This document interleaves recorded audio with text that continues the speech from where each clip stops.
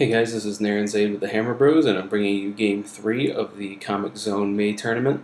This is my Beastmen army. Well, it's my buddy's Beastmen army, but he bet me that I couldn't win a tournament with it, so here I am playing it. This scenario is corner deployment. So you have an 18 by 36 box that you can deploy in. I chose this left-hand corner. You can see the small marker with the orc, the poker chip in the upper left-hand corner there. There's 4 of these objectives. One of them is in each corner. To win the game, you need to control the objectives. 2 objectives is a 10-10 game. If you control 3 objectives and your opponent controls 1, it's an 18-2, I believe. And if you control all of them and he controls none, it's 20-0. So there's a very large point discrepancy here in this game. However, because of the standings in my other 2 20-0 games, all I need to do is draw to win the tournament. So I'm very content to push my blocks up onto these two markers and sit here as long as I need to.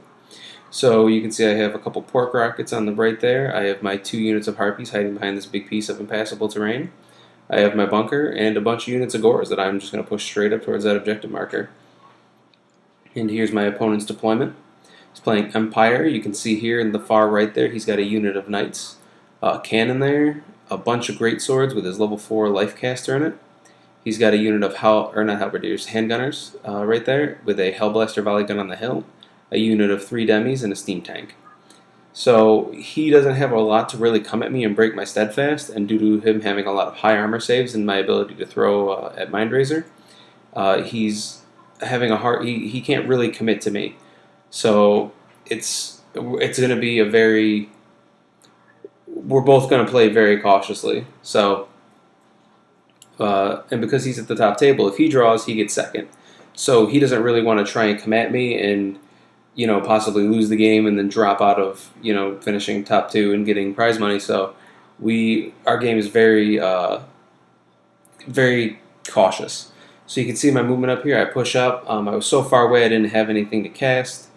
I attempted to charge at those handgunners up top, but they shot me or I failed them. So that was the end of my turn. On his turn, he pushes up like so.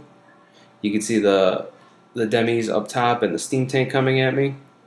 Here's his positioning on the right-hand side of the board. You can see the handgunners are facing this way now, and he's got that Hellblaster, the cannon, and the greatswords. All those things shoot. They take out my pork rockets.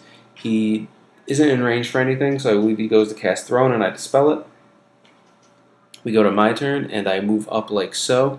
You can see that I'm just trying to cover these objectives, and that's really it. I'm not worried about losing this objective right here behind this impassable because he really can't get around, and my Hearthstone's there, and it's impassable, and I have the Harpies to block, so I'm not worried about that, and I have these 3 unit of gores. The only thing that's a little bit worrisome is one of the blocks is out of general range because I want to keep them near my Hearthstone, but my BSB is there, and I've positioned shamans so that they're at least leadership 8 in some of the units.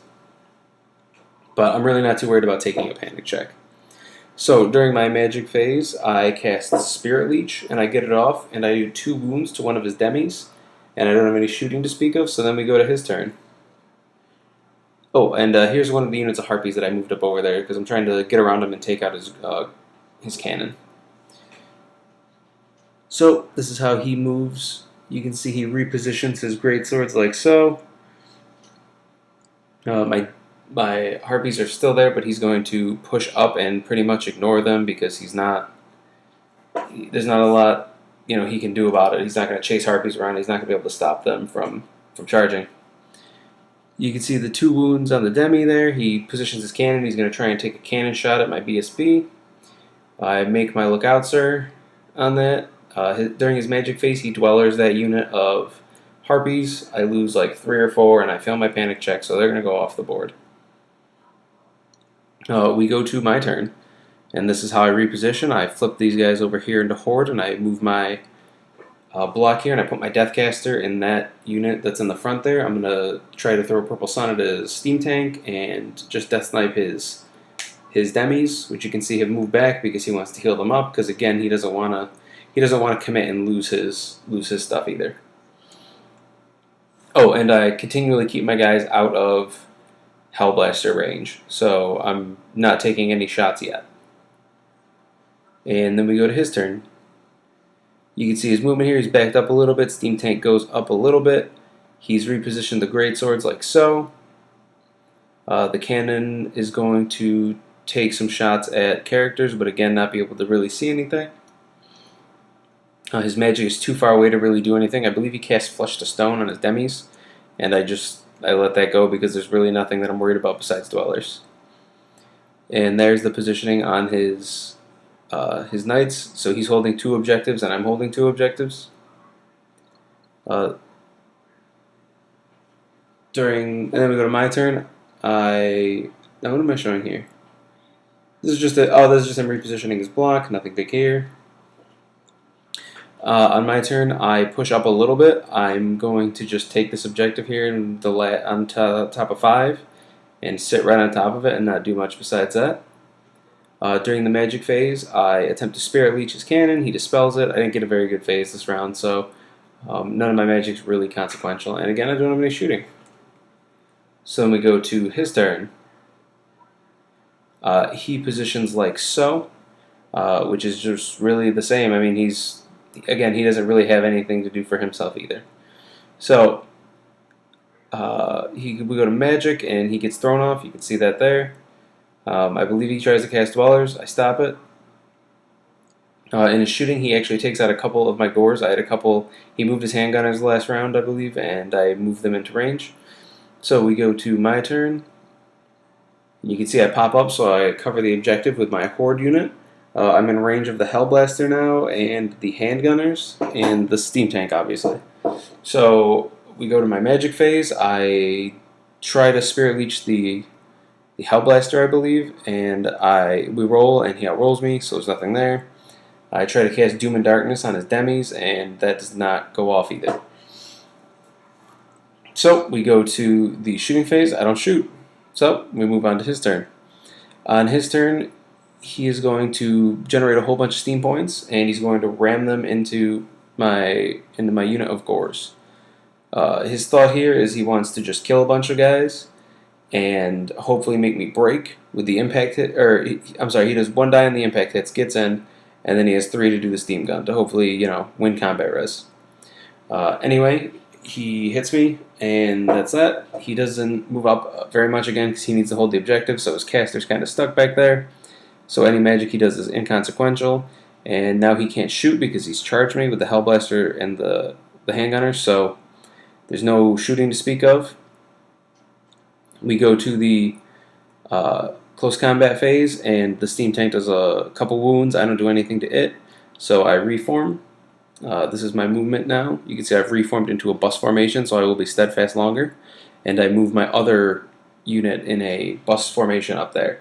So I'm holding the objective with both units, and that will be very important. So what happens next is I go to magic. I attempt to Purple Sun his Steam Tank. It finally goes off, and nothing happens. It goes right through his Steam Tank, and he makes his initiative check. So damn shame there.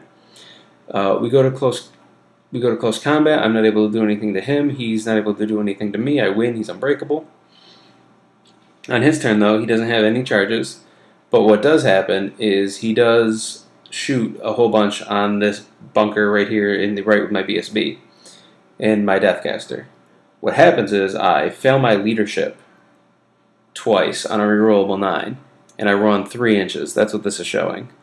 So it backs me up this far, and as you can see, I am still holding the objective. It was irrelevant, however, because my other unit also held from the Steam Tank combat. So either way, I hold the objective, and the game ends in a 10-10 draw, which puts me in first place. So I was able to complete my bet with my friend who said that I couldn't win a tournament with Beastmen.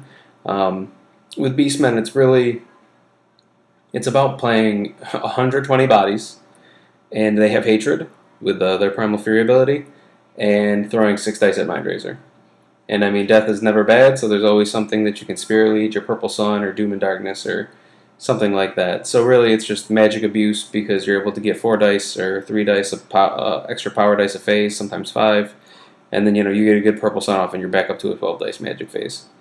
So it was good though to play one of the less powerful armies, quote unquote, which I definitely agree that they are. But I know that there are a lot of Beastmen players out there who are very fanatical and devoted to these guys. So thank you guys for watching again. I hope that you enjoy it. My next battle report is going to be an after action report about the Bragging Rights Team Tournament. And then after that, I have another mega battle, which features Nagash. So I hope you guys enjoy that. See you later.